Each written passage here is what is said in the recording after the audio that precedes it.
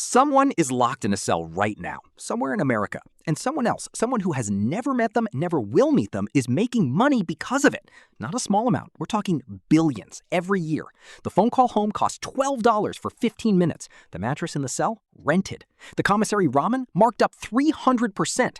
And when that person gets out, if they get out, some of those same companies will profit from monitoring them on the outside too.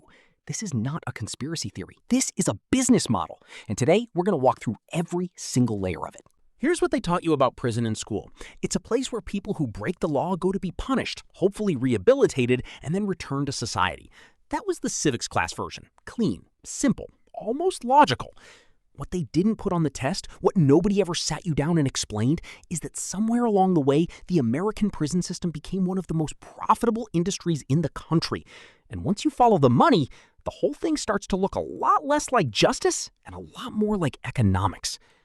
The United States incarcerates more people than any nation on Earth, about 2 million people at any given moment. That number alone should raise questions. But the question we're asking today isn't just why, it's who benefits. Because when you have 2 million captive human beings who can't leave, who have limited rights, who depend entirely on the system around them, you have something that, to certain investors, looks a lot like an opportunity. Here's where it starts: the private prison. In the 1980s, a company called Corrections Corporation of America, now rebranded as CoreCivic, had an idea. What if prisons were run like a business? You house the inmates, the government pays you per head, and if you can cut costs, cheaper food, fewer staff, lower wages, you keep the difference as profit. The government liked this pitch. It sounded efficient. The private sector will do it better energy was strong in the 80s. So states started signing contracts. And those contracts came with something genuinely wild buried in the fine print: occupancy guarantees. Some of those contracts, and we're talking about agreements between state governments and private prison companies, required the state to keep those prisons at 80, 90, sometimes 90% capacity, or pay a fine. Read that again. The government signed contracts that meant they would be fined if they didn't have enough prisoners. If crime dropped, if fewer people were arrested, if sentences were shortened, the state would owe the company money. Think about what kind of incentive that creates. It doesn't create an incentive to reduce crime. It doesn't create an incentive to rehabilitate people faster. It creates an incentive to keep beds full. Today, private prison companies house about 8% of all state and federal prisoners in the U.S. That might sound small, but 8% of 2 million is still 160,000 people. And those companies collectively generate over $4 billion in revenue every year. $4 billion from housing human beings. And the lobbying doesn't stop at the contract. CoreCivic and Geo Group, the two biggest private prison companies, have spent millions on lobbying. They funded campaigns for politicians who support mandatory minimum sentences, who oppose early release programs, who back tough on crime legislation. They're not lobbying to improve conditions. They're lobbying to stay in business, which means lobbying for more prisoners. This is a feedback loop, not a conspiracy, just incentives pointing in one direction. When profitability depends on population, population becomes the goal, and the system built to deliver that population, policing, prosecution, sentencing, starts to feel less like justice and more like a supply chain. Now, let's talk about what happens once someone is inside, because the money doesn't stop at the prison gate. It flows through everything: the phone, the food, the toothpaste. Let's start with the phone. If you are incarcerated in America and you want to call your family, you go through a prison phone service provider. Companies like Securus Technologies and GlobalTel Link, GTL, have contracts with prisons and jails giving them exclusive rights to all phone communication. No competition, no alternatives, just them and their rates. For years, a 15-minute call cost anywhere from $5 to $15 depending on the facility. In some facilities, it was higher. The national average was around 5 cents a minute at its worst. Wait, that sounds cheap. Until you realize it was often $5 to connect, then additional per-minute rates. Some reports documented rates pushing $1 a minute in county jails. For a family trying to maintain contact with an incarcerated loved one, which research shows is one of the biggest predictors of successful reintegration, this is devastating. The average incarcerated person earns between 13 cents and 58 cents an hour doing prison labor. At 13 cents an hour, a $15 phone call takes almost 2 full days of work to pay off. And here's the kicker. The prison gets a cut. These phone companies don't just charge inmates and families. They pay the facility a commission, sometimes called a site commission, which can be as high as 60 or 70% of revenue. So the prison has a financial incentive to keep rates high. The higher the rate, the more commission they collect. The FCC has tried to regulate this. In 2021 and 2023, there were major pushes to cap interstate call rates. Progress has been made, but the fight is ongoing and varies wildly by state. And it's not just phones. The commissary, the in-prison store where people buy soap, snacks, stamps, and hygiene products, operates the same way. Prices are marked up dramatically.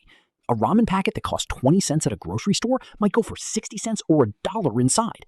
And the commissary is often the only place to get food beyond what the prison provides, which means people rely on it. Families send money. That money goes to a commissary account managed by another contracted company, which also takes fees. Fees to load the account, fees for inactivity, fees to transfer money to another person. The money flows in one direction, out. This is what economists call a captive market. The customer cannot leave, cannot comparison shop, cannot choose a competitor. They have no leverage whatsoever. And businesses in captive markets charge whatever they want because there are no consequences for doing so. The prison phone industry, the commissary industry, the money transfer industry, they don't compete on price. They compete on who can offer the prison the best commission deal. The customer, the incarcerated person, and their family is the product. Here's one people feel in their gut, but struggle to articulate. Prison labor. Under the 13th Amendment to the United States Constitution, the one that abolished slavery, there is a clause. It reads, "Neither slavery nor involuntary servitude, except as a punishment for crime whereof the party shall have been duly convicted, shall exist within the United States." Except as a punishment for crime. That clause is not an accident. It was written in 1865, and for over 150 years, it has been used to justify paying incarcerated people almost nothing for their labor. The average prison wage in America is somewhere between 13 cents and 58 cents an hour. 5 states pay nothing at all. Alabama, Arkansas, Georgia, Mississippi, and South Carolina. Nothing, not a dime. In exchange for that labor, incarcerated people cook the food in the kitchen. They do the laundry for the prison. They manufacture furniture, license plates, military uniforms, office supplies. In California, prisoners have fought wildfires alongside professional firefighters for less than $2 a day plus time off their sentence. Those same incarcerated firefighters are often barred from getting professional firefighting licenses when they're released because they have a felony record. So they can risk their lives doing the job. They just can't get paid to do it on the outside. The labor goes further than the prison walls.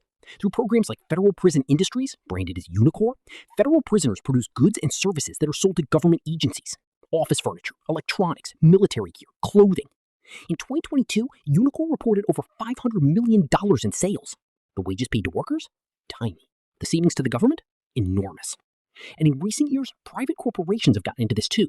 Some states allow prison labor to be contracted out to private companies. Inmates have packaged products for Victoria's Secret, built components for Boeing, answer customer service calls for Delta Airlines. The companies get labor at a fraction of market rate. The prison gets a cut of the contract, the worker gets cents. Every layer of this is legal. That's the part that should make your head spin. What makes this particularly notable is how normalized it is. Most Americans don't know this is happening. It's not hidden exactly, it's just not discussed. It exists in a legal and social gray zone where the labor is visible. Products are being made, fires are being fought, food is being cooked, but the conditions under which that labor happens are invisible to the consumer. You could be eating a meal made in a prison kitchen, wearing a shirt assembled in a prison factory. Your tax dollars funding a government agency that purchases goods from prison labor, and the system is perfectly fine with you not knowing that. Let's back up. Before someone even enters a prison, the money machine has already started. When you are arrested and charged with a crime in America, a judge sets bail, a sum of money you put up as a guarantee that you'll return for your court date. If you can pay the full bail amount, you're released. If you can't, and most people can't because bail amounts in America are often set at thousands of dollars, you stay in jail, pre-trial, which means not yet convicted, not proven guilty, just stuck. Unless you hire a bail bondsman. The bondsman pays your bail in exchange for a 10% non-refundable fee. So if bail is set at $10,000, the bondsman puts up the $10,000 and you owe them $1,000, no matter what happens. Whether you're found innocent, whether charges are dropped, whether the whole case falls apart, that money is gone. The US is one of only 2 countries in the world, the other is the Philippines, that has a commercial bail bond industry. In most of the developed world, bail is either not used or is purely a government function. Here, it's a for-profit industry worth approximately $2 billion per year. And the poorest defendants, the ones least able to pay, are the most likely to end up pretrial detained. Studies have shown that people who are detained pretrial are more likely to accept plea deals, even if they're innocent. Because sitting in a cell for months waiting for trial, watching your job disappear and your family struggle, makes a plea deal, even an unjust one, feel like the rational choice. So the system profits twice, once from the bail, again from the guilty plea, which adds to the conviction rate, which justifies the system, which keeps the cycle going. And then there are the fees. Court fees, filing fees, public defender fees, probation supervision fees, drug testing fees, electronic monitoring fees. In many states, if you can't afford an attorney, you are appointed a public defender, which is a constitutional right. But after conviction, the court can charge you for that public defender. You had the right to an attorney. You just might have to pay for it later. Some states charge people to be on probation, monthly fees for the privilege of being monitored. In some jurisdictions, those fees are charged by private probation companies. If you can't pay, you can be thrown back in jail for debt, for the cost of supervision.